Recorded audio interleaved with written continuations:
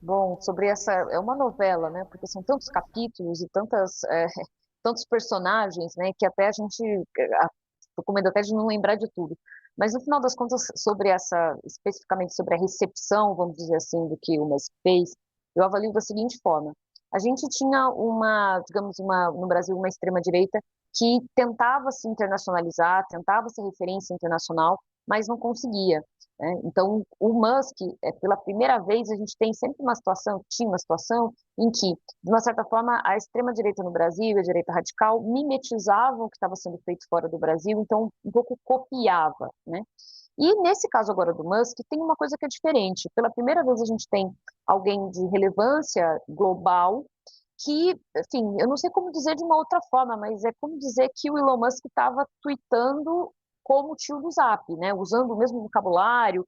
Enfim, se você achasse que alguém mostrasse os tweets do Musk e dissesse que foi um brasileiro, né? Que é, enfim, apoiador do Bolsonaro, ou que estava nesses acampamentos que deram depois no 8 de janeiro, a gente acreditaria. Então, pela primeira vez, a gente tem, digamos, a volta, né? Ou seja, esse discurso da extrema-direita brasileira reverberando globalmente. Isso não me parece pouca coisa. Aliado com uma série de visitas, de comitivas internacionais, em que políticos bolsonaristas estariam denunciando uma série, né, uma suposta série de violações de direitos humanos no Brasil, de que o Brasil estaria vivendo uma ditadura, e etc., inclusive pedindo sanções, né? Então a gente tem isso internacionalmente. Então, sim, eu acho que esse caso ele é um pouco mais complexo, porque é diferente do que a gente falava antes, por exemplo, cortina de fumaça, ou então um aceno para a base. Agora as coisas eu acho que tomaram uma outra proporção. E aí isso pode ter desdobramentos significativos, porque a gente teve reuniões internacionais da direita radical e da extrema-direita, como o CEPAC, por exemplo. A gente tem uma edição que é uma edição global, que aconteceu em fevereiro, vai ter uma outra agora que acontece no meio do ano, em julho. Então, tem conexões que, digamos, elas, pelo menos a meu ver, elas tomam uma forma diferente, elas ficam mais refinadas e mais fortes, no sentido de pensar as conexões da extrema-direita brasileira com a extrema-direita global, e não é só Estados Unidos, mas global. Dito isso, em relação especificamente à questão dos depoimentos, acho que depoimentos são digamos, um artifício legal, institucional, então esses canais são sempre muito bem-vindos, mas de fato eu tenho muitas dúvidas se, enfim, intimar para depor ou convidar para depor representantes legais da plataforma, né, do X ou do X Twitter, no Brasil, se isso é efetivo. Porque os representantes legais, inclusive a gente já teve até uma crise, né, digamos assim, que um dos representantes, né, o principal representante legal, pediu demissão, porque, enfim, diante, né, de todas essas questões e diante de que ele talvez tivesse que responder pelo que o Elon Musk estava fazendo, dizendo, mas a representação brasileira emitiu documentos formais dizendo basicamente o seguinte: olha, o que o Elon Musk está dizendo é que não vai cumprir ordem judicial, mas isso não é o que a gente vai fazer. A gente está cumprindo as ordens judiciais, está tudo certo, não leve em consideração o que o Elon Musk está fazendo, que nem CEO do Twitter ele é, né, do X. Ele, enfim, nem deveria se colocar nessa posição. Mas ele é quase CEO, né, digamos assim, na prática acaba sendo CEO. Então, a representação no Brasil também alega que não tem gerência, né, que não tem jurisdição para as decisões que são tomadas em relação às questões das contas.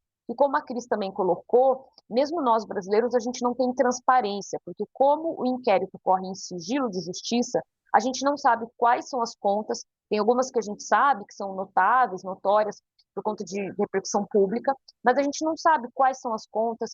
Não dá nem para dizer se até agora o ex tem ou não acatado as decisões judiciais, porque a gente não sabe em que proporção que se dá, quais contas são, quais são as razões, etc. Então, esse inquérito está com muito pouco transparência dessa perspectiva. Mas eu não sou muito otimista em relação ao que esses depoimentos dos representantes da plataforma no Brasil podem dar de subsídios. Eu acho que é uma conversa que provavelmente vai ser mais em torno de: vocês estão cumprindo as ordens judiciais? Sim, estamos. Não, isso aqui não compete a nós, isso aqui é uma decisão que não vem do Brasil, o Brasil tem pouca gerência em relação a isso e não deve sair muito mais elementos desses depoimentos. Não sou muito otimista, não. O Guilherme, tem um ponto que acho que desde que a extrema-direita nos Estados Unidos pressionou, parlamentares da extrema-direita pressionaram, determinadas comissões do Congresso, houve pedido de informação para o X, né, nos Estados Unidos, a partir de comissões do Congresso, pedindo informações a respeito dos pedidos, né, do TSE à empresa, e aí o pessoal da extrema-direita começou a falar, tá vendo?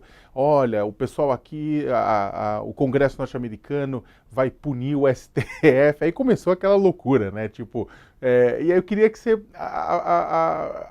explicasse um pouco sobre isso, explicasse os limites, né? Porque fica aparecendo para muita gente nas redes sociais que o Congresso norte-americano pode sancionar o Supremo Tribunal Federal brasileiro, né? É uma doideira, né? Ou que de uma hora para outra o governo norte-americano vai declarar que o Brasil virou uma ditadura, né? Porque a extrema-direita assim quer.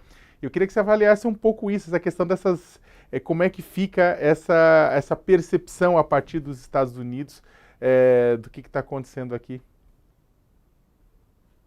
Léo, a fake news que está rolando hoje no WhatsApp é de que o Musk conseguiu uma grande vitória junto ao Congresso americano e que, a partir de algumas semanas, os Estados Unidos vão sancionar o Brasil mais ou menos nos moldes do que já estão fazendo com a Venezuela ou com o Irã. Isso serve a uma narrativa muito clara da extrema-direita, colocando o Brasil dentro desse processo de venezuelanização, né? Essa ideia de que o Brasil ia virar Venezuela, que animou tanta gente durante a eleição de 18, durante a eleição de 22, e agora está sendo vendido como se fosse uma grande obra do guardião das liberdades individuais, o Elon Musk.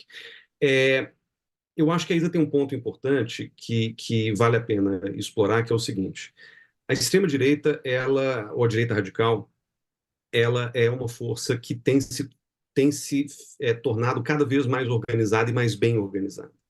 Então, parecia um paradoxo no começo, quando a gente pensa, né, como é que faz sentido nacionalistas, pessoas que querem bater continência para a própria bandeira, cooperando com outros países que estão fazendo outras coisas, etc. Mas a gente percebe que esse ultranacionalismo que anima um pedaço importante da extrema-direita, ele encontra certos pontos de contato e certas narrativas comuns que vão ser levadas adiante.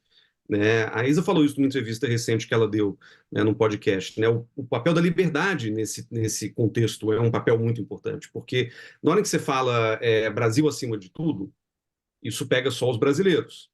Na hora que você fala liberdade, como é que é a frase do ex-presidente Bolsonaro? Eu prefiro perder a vida, perder a liberdade, ou uma frase de efeito nessa linha. Isso toca muito mais gente. Isso é uma narrativa que você pode compartilhar. Você pode simplesmente traduzir e disparar isso no WhatsApp da Índia, dos Estados Unidos, da Argentina e etc. Né? A questão da religião também, muitas vezes, quando se fala de Deus, dá uma capacidade importante de internacionalização da própria narrativa, mas nada como a liberdade. E, de alguma maneira, essa narrativa libertária, em defesa de liberdade de expressão, em defesa da liberdade de um tipo de ofensa, de crime, de ódio, etc., que a direita radical muitas vezes defende, encontrou no Elon Musk o parceiro perfeito. Porque o Musk ele não é necessariamente um sujeito de extrema-direita, né? Ele não se classifica ideologicamente assim, ele não tem um histórico de defesa de pautas que são características da extrema-direita, mas ele é um sujeito que, pela defesa incondicional da liberdade de expressão, ele se encontrou com esses elementos da extrema-direita e eles gostaram dessa relação e eles têm se estimulado mutuamente nesse processo. E eu acho que o Musk virou um ator político agora de grande monta, porque ele se colocou, ele procurou esse lugar de maneira ativa. Né? Até a compra do Twitter em 2021 para 2022, ele não tinha essa posição, ele era um troll como outros trolls, né? Um cara de big techs, etc. Mas agora ele começa a agir de maneira muito mais organizada junto a essas forças.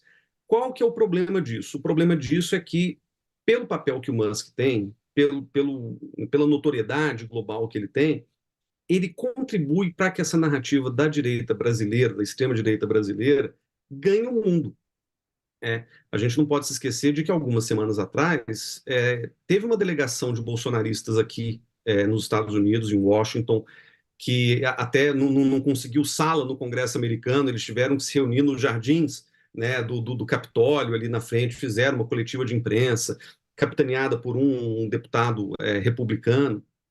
falando da perseguição ao Bolsonaro, falando da crise da democracia brasileira, criticando a tal da ditadura do judiciário, ditadura da toga. Então, eles já estavam querendo fazer essa internacionalização da narrativa. Tentaram com os congressistas republicanos, não deu tanta tração. Agora, recentemente, a mesma delegação, muito próxima daquela que veio aos Estados Unidos, foi à Europa e tentou impetrar uma denúncia junto ao Tribunal Penal Internacional sobre crimes contra direitos humanos que estariam sendo Inclusive, cometidos. Guilherme, se me permite, né, você vai pegar, é isso que eu acho que é um dos pontos da minha pergunta, porque o pessoal que está assistindo fala assim, não, mas peraí, não faz sentido. Não faz sentido nenhum. Existe até um show de ilusionismo por parte dessas missões que vendem nas redes sociais que elas são mais relevantes nessas instituições do que de fato são. Na missão que você mesmo colocou nesse encontro que eles tiveram no Congresso norte-americano, o presidente da comissão não quis recebê-los, né? Falou, não vamos receber, não vamos levar isso a sério, né? Na própria Tribunal Penal Internacional também, o pessoal, na verdade, nem sabe como funciona, né, a questão do Tribunal Penal Internacional, não levou para o Ministério Público do Tribunal antes. Então, eu acho que pedi até para você comentar um pouco isso, porque existe um show de ilusionismo, né? Olha, nós estamos fazendo coisas relevantes e coisas que vão causar impacto no Brasil, e na verdade, ela, do ponto de vista das instituições, isso não está acontecendo. O próprio Jamil Chad deu, alguns dias atrás, no próprio UOL, falando que o encontro que eles fizeram no Parlamento Europeu não tinha ninguém, era uma sala vazia. Mas, de novo, a extrema-direita se constrói em cima de narrativas. Óbvio que toda narrativa tem que ter um ponto de verdade para que aquilo se torne verossímil e tenha o potencial de se espalhar. Mas essas narrativas, elas são o que animam, em larga medida, esse movimento da direita radical brasileira. E mais, existe um problema, que é um problema global, não é só nosso, mas sobre como as redes sociais elas vão atingir justamente os nossos vieses políticos, cognitivos, etc. Então, existe um filtro natural na nossa cabeça que só retém efetivamente as informações que se acoplam àquilo que a gente já acredita. Então, essas narrativas elas não fazem o menor sentido para nós, porque a gente leu a respeito, porque a gente conhece um pouco como funciona o Tribunal Penal Internacional, ou o Congresso americano, a gente sabe que não tem nada a ver, mas para o eleitor médio brasileiro, que tem ali um bombardeio diário de informações de desinformações, a bem dizer, sobre judiciário, sobre o próprio Bolsonaro, sobre a perseguição política, sobre o Lula, sobre o comunismo internacional, essa pessoa está muito propensa a receber essas informações e a tomá-las como se fossem verdade. E aí eu volto ao papel do Musk. A centralidade do Musk nesse processo, como a Isa bem colocou e a Cris também comentou, é que, como ele é um cara muito importante, como qualquer coisa que ele fala, ele nem é CEO do próprio X ou Twitter, mas ele se coloca como uma grande figura nesse contexto, o que ele fala, então, ele tem uma amplitude que é global. E isso serve para validar essa narrativa que está sendo construída aqui a passos de formiguinha, mas que vai ganhando mais força na medida em que ela vai chegando a outros interlocutores internacionais. E eu termino dizendo o seguinte, me preocupa muito a possibilidade de o Trump vencer as eleições nos Estados Unidos. Eu estou aqui, não vou ter o privilégio de acompanhar a eleição, porque eu já vou ter voltado para o Brasil, mas eu tenho a convicção de que se o Trump ganhar as eleições aqui, a partir do momento em que ele toma posse, com uma maioria republicana na Câmara e no Senado, que é o mais provável de acontecer, isso pode gerar uma pressão quase que no sentido contrário daquela que os Estados Unidos exerceram para evitar o golpe em 2022. Quando a gente fala, os Estados Unidos ajudaram ali, pressionar os militares para não embarcarem no golpismo do então presidente Bolsonaro, a gente pode ver o caminho contrário. A gente pode ver pressão americana via diplomática ou via Congresso para virar a mesa do Tribunal Superior Eleitoral, para reforçar essa narrativa de perseguição bolsonarista, ou para, aí sim, efetivamente, com um presidente republicano e de extrema-direita, sancionar o Brasil por supostas violações a direitos humanos.